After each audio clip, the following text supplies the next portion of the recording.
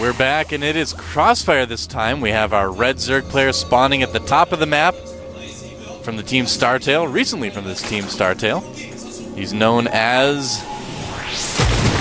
FruitDealer. FruitDealer. Long-term fixture in the GSL. Is this going to be his last match? Is he going to lose to this guy, the blue Terran down at the bottom of GSL Crossfire, the team Prime? Maru Prime win. Well, I don't know. Right now, it's looking like maybe not. He did win that first game in a very unusual fashion. It was a weird game. Yeah, it was weird the way it ended too. You know, Maru too. He could have been like, all right, it's not worth it to use my energy to play this out, even though it is just a best of 3. Let's just move on to the next game. It's a better map for Terran versus Zerg. So, you know, onward and upward, Wolf. Yeah. Well, I noticed that Hannibal Prime actually came to the studio today. He's like sitting right in front of us, actually watching these games. Coming to support his teammate, I really like that. Yep, a couple guys from Prime here today. Gas going up for Maru again. So again, this map is decent for 2-Rex, like last map.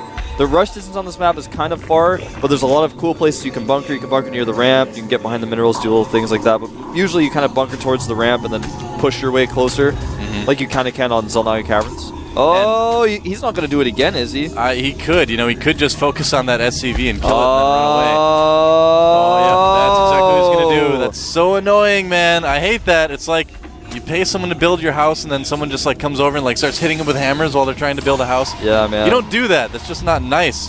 This is this is actually kind of embarrassing, to be honest. It's a really good decision by FruitDealer to do that type of stuff, because when your opponent's already in kind of like a bad mental state of mind, having to, you know, making them having to deal with that just gives you that much more of an edge. I would do it. I mean, it's definitely a good idea to harass it. Yeah. It's just that Maru's response was not something that you'd expect from him. Based on how well he played at the qualifiers, it's not something that's characteristic of Maru. We did see him play better at the qualifiers. I mean, I can tell you that right now. He's not playing as well at this moment as he was in the qualifiers, but we'll have to see if that changes. I mean, there's a lot of game left. Losing one SCV isn't the end of the world. No, absolutely not. Yeah.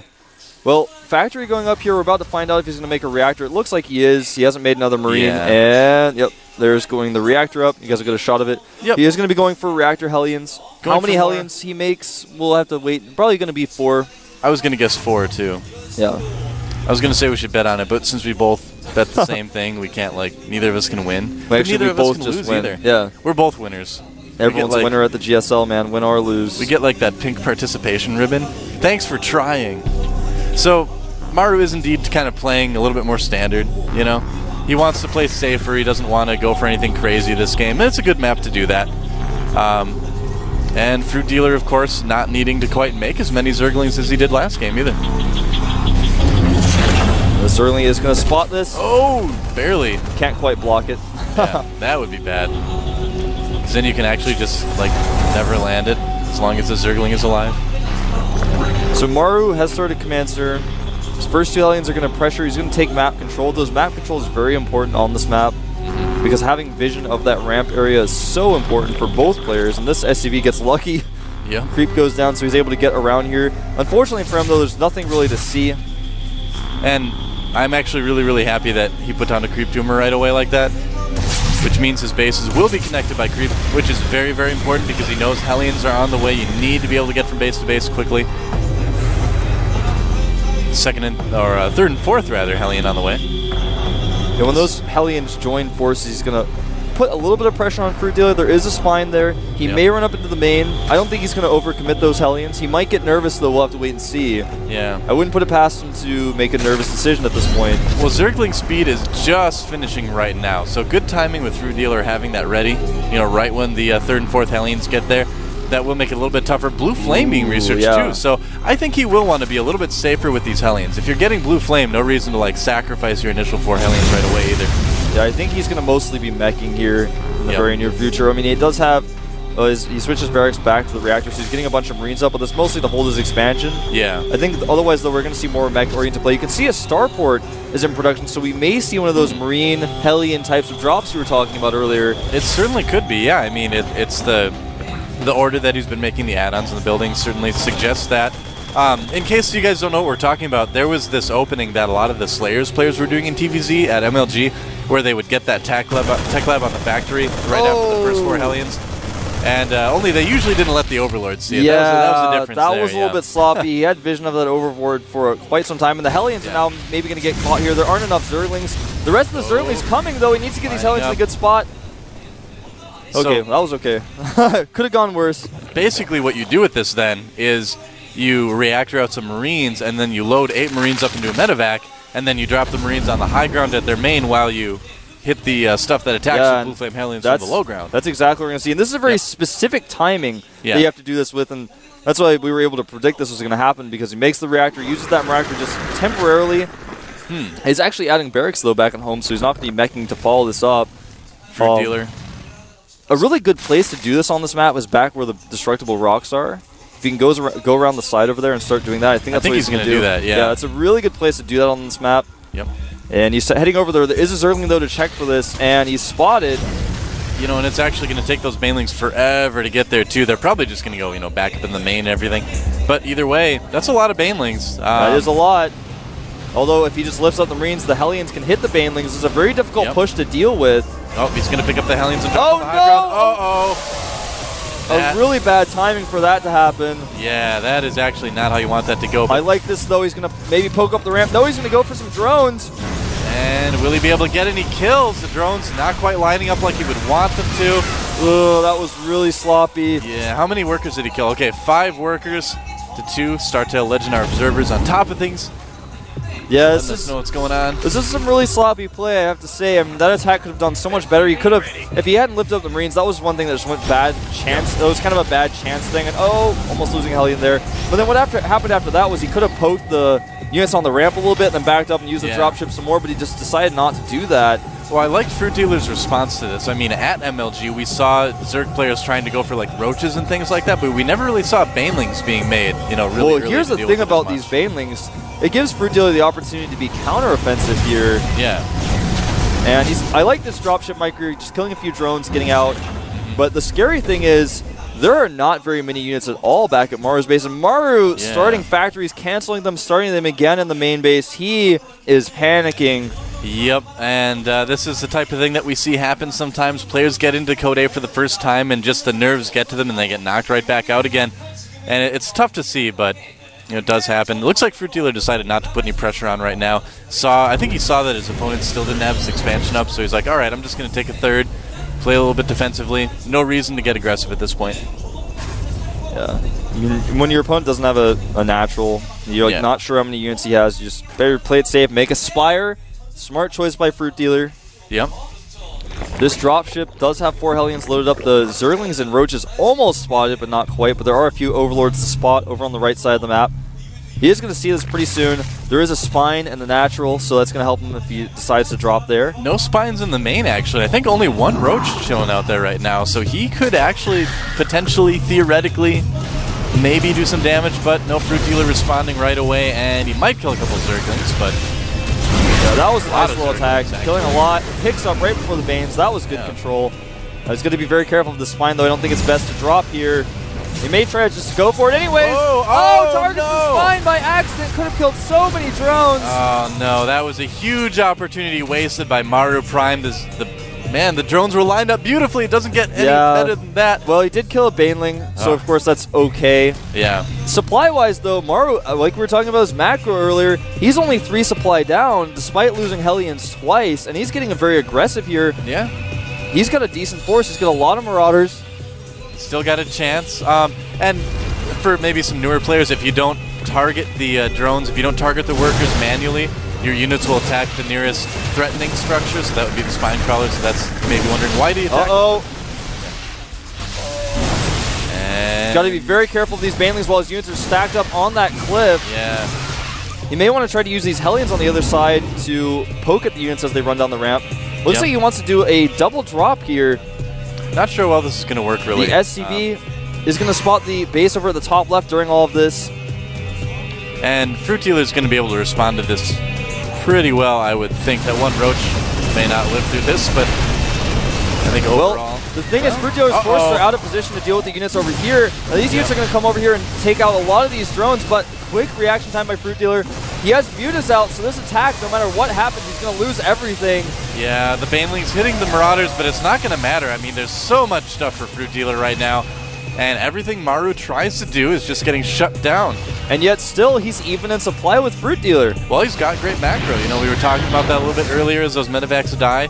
You know, he's a turn player that's got really, really solid macro. He's just a little bit lacking in his decision-making right now, and I think these two games have kind of done exactly that. They've showed people exactly what we're talking about, which is nice for us, Wolf. It is nice for us, man.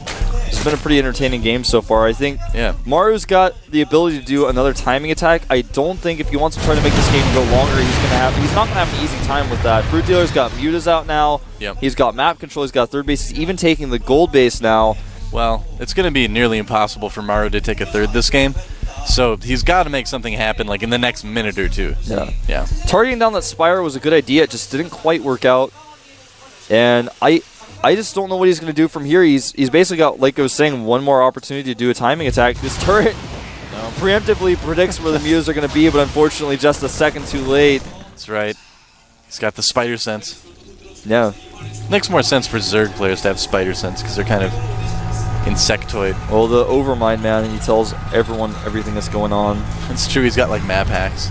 Even if you don't have enough, you know, it's like there's too many underlings spawn more overlords. It's like, well, does that mean if you have that, if like just one less overlord, do all your units not listen to you? Well, where do they draw the power from? It must be the Overmind. I think so. I mean, if the Overmind's so great, why doesn't he let you have more than 200 supply? That's what I always wondered. He's like, oh, you have too much stuff. You have to stop there. Well, he's like, I'm sorry, I'm actually watching the GSL, like I can't put too much concentration into controlling the Zerg Brood right now. That's right. Even the Overmind watches the GSL. Wow. Maru, he's showing some good play here. Yeah. But now his supply is starting to fall a little bit behind. FruitDealer has a fourth base up, which of course is the gold. He's going to transfer some drones over there pretty soon. Even with that macro hatchery, he's got a ton of production. 12 Banelings being produced right now. What are the upgrades right now? I believe it's almost 2-1 for FruitDealer. Oh, almost just 2 attack for FruitDealer. 2-0. And what does Maru have? And +2 weapons on the way. And Maru with 0-1. All right. And Mutalisks starting to get to be that point where they're getting a bit large. Oh, but letting them hang out above a group of Marines for a little bit too long there. And double drop coming out from Maru again towards the gold base. This is relatively undefended, but I'm not sure if this is an investment he should try to make right now. Well, he needs to do something to get back in the game, you know? I mean, he can't count on FruitDealer being a little bit too risky for his Mutalisks. And he's going to be able to kind of chase away the drone stuff. Is he going to get the hatchery? I don't think so. Maybe he will. Oh, he will. Got it. But was that worth it? FruitDealer's still up on bases. He can remake that hatchery immediately. I don't know. I mean, you trade 16 Marines and 2 medevacs for a hatchery.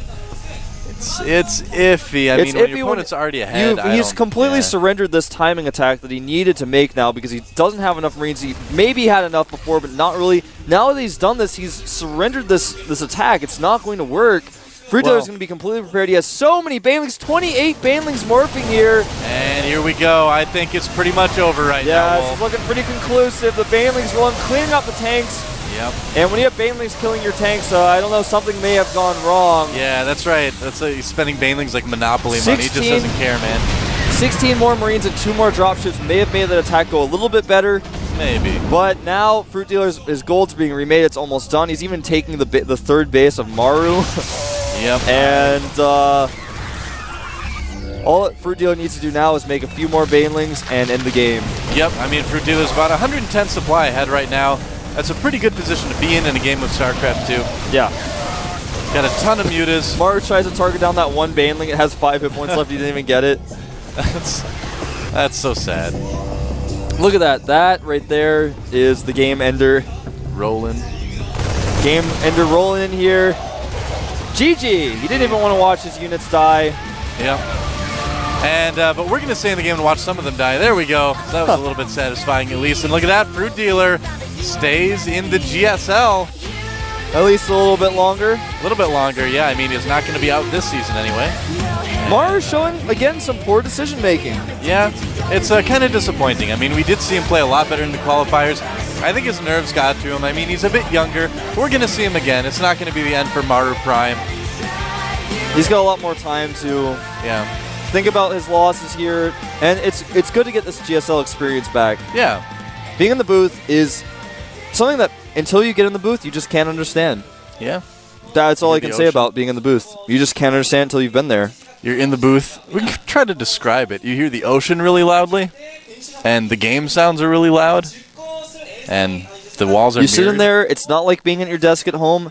Yeah. You have to deal with the equipment you're given. I mean, you bring your own equipment, but like your desk, your monitor, Right. the computer, the hardware, you have to change all your settings. If you mess up a little bit, you're like, oh, I forgot to change this one hotkey. Well, too bad. The game has started, and you're like trying to switch between your next side. You pause, and then this they give happened you to a me in warning. tournaments, man. You just try to switch between your next side, but you're like, I'm trying to use the tilde key, but it doesn't work. I have to press backspace. Yeah, that's weird, man. You remap your backspace to your tilde. Yeah. So you can that's an interesting idea. It's really close to your one key, so you can just mess around with that. I switch them really easily. To me, I don't like chrono boosting on the minimap because you can miss. So if I press the tilde, then chrono, tilde, chrono, do that. Sometimes you accidentally chrono twice because the tilde does weird things with your next eye.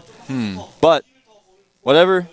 I have mine mapped to my mouse button, my side mouse button. Yeah, that's what I used to do. But now I use my side mouse buttons for 0 and 9. I hotkey my Robos and my Stargates generally to those. You should make a post about it. You have a very interesting setup. I should, man. It's in the video. Artosis actually made a video about me. I talk about it a little bit. I haven't watched it yet. It's like a really embarrassing video because Artosis is like yelling at me. I'm playing against some of the best players in Korea. I'm like, I don't know, Artosis. I don't know. You feel like you do if you're in the booth in the GSL in the round of 32 in Code A. It's a lot of pressure. It is pretty scary. So, that was a pretty quick match, actually. FruitDealer, we were actually kind of playing it like Maru was the favorite for that. And I think in terms of skill, like if you sat those guys down in a no-pressure situation, I think Maru would do a lot better. Maru's macro was incredible. He threw away dropship after Hellion after Marine, and he was staying even in FruitDealer's supply until FruitDealer had that third base up for like 3 minutes. Maybe then it was like, oh, now FruitDealer just has too much stuff. Yeah, and he can't move out. There's too many mutas. I still wish he wouldn't have GG'd so early the first game. Yeah. But we're going to take a 5-minute break. You guys can think about that when you come back. I'm back. That was like a hardcore. If I had my actually arm trying there, to kill Doa. my arm almost got cut off. I would have had to been like Full Metal Alchemist, man. All right, man. We'll see you guys in 5.